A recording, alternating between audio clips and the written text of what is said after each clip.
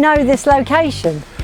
Yeah, this is Hartbeespoort Dam, and I've lived in Johannesburg, just down that way my whole life, and I decided to move out here once I had younger kids and find somewhere that's slightly disconnected from the urban technology of our everyday working lives, and find somewhere closer to a bit of mountains and a bit of a dam. So I fell in love with Hartbeespoort area. Yeah. It's very peaceful here, isn't it? It must be good for your creative moments. No, completely. I find myself completely switching off from the rush and the tension of Johannesburg life, and when I come here I'm definitely more calm and more free, which leads towards being creative.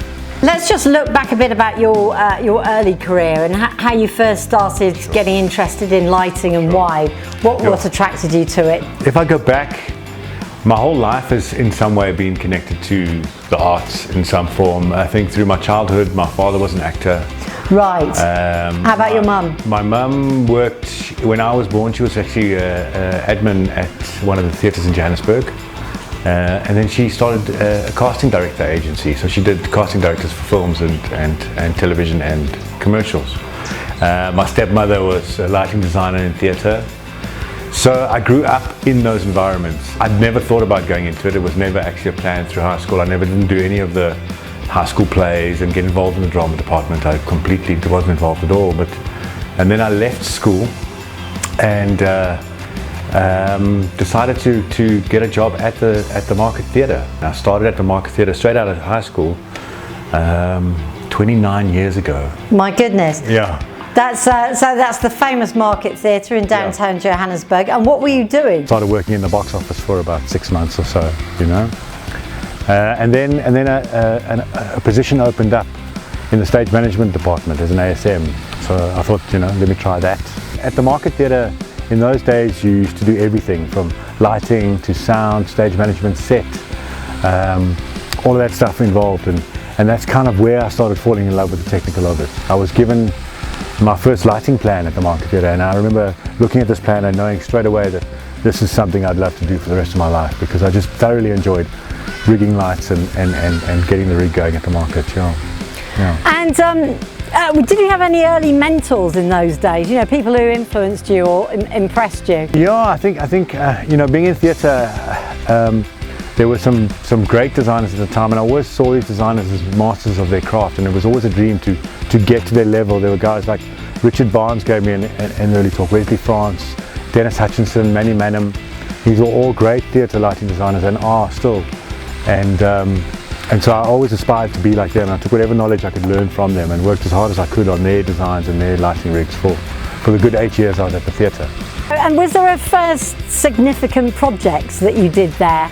Overall, there wasn't a specific project in those days in the theatre, because I wanted to be involved in everything, but I think the biggest transition happened after I left the theatre, because the theatre in those days didn't have much technology. There wasn't such a thing as moving lights. It didn't exist in the first 8 years of my theatre.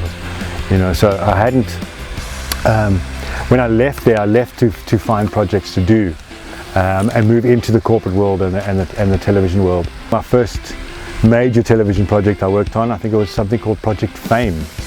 It was back in 2003, and I'd never done television before. It was one of the large Sunday night primetime live broadcast reality shows, singing reality shows.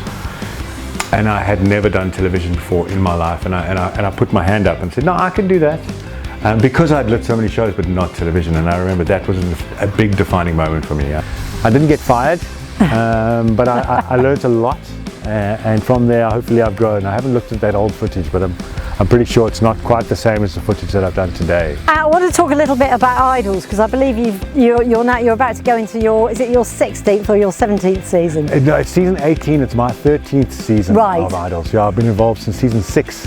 What would the biggest challenges be of lighting a show like Idols for that amount of time? Sure. I think the first challenge of doing a show like Idols is when you it's the brand of Idols that you get involved in, because you get quite intimidated by this brand and the scale of this production. So your first hurdle is to overcome your nerves and come up with a design to match the scale of that production. And then as the years go on, the third or fourth year, suddenly you have to come up with interesting things. So what we try and do on Idols every year is find one piece of technology that we haven't used on a previous year, and each year we try and bring something new to the mix and something different, so that we keep changing it and evolving it every year, and you can see that the designs have grown each of the years to where it is now, and I'm quite proud of where it's finally sitting at the moment. Looking back over your career, over the last sort of 30 odd years almost. 29. I know, Yeah. I'm sure it's gone by in a flash, but are there any particular memorable moments that stand out?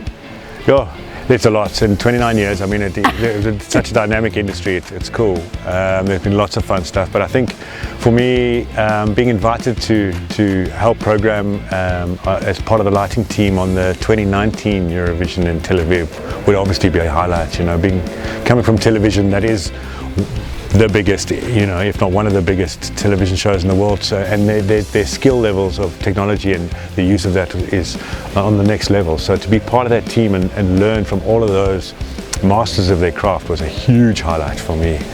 And I think another one is a theatre show that I did, because I took such a long break from theatre, focusing on my television, that in 2015 I decided to go back into theatre and start doing theatre again, and I was asked to light West Side Story at Artscape, which was one of the largest musicals that year that was going to be produced by the Fugard Theatre, and to be invited back to that was such a huge honour, and to be involved in that team and to pull it off. We did a great show, so it was a good experience. So those would be some of my two highlights, I reckon. And did West Side Story experience remind you of sort of the passion that you have for theatre? Hugely. I think West Side Story reignited that in love for design and theatre and the challenge of it. So I've vowed from then to try and do at least one theatre show every year, to keep that skill, to keep, you know, involved with the groundwork of theatre, where it all comes from. So sure, yeah. Sure.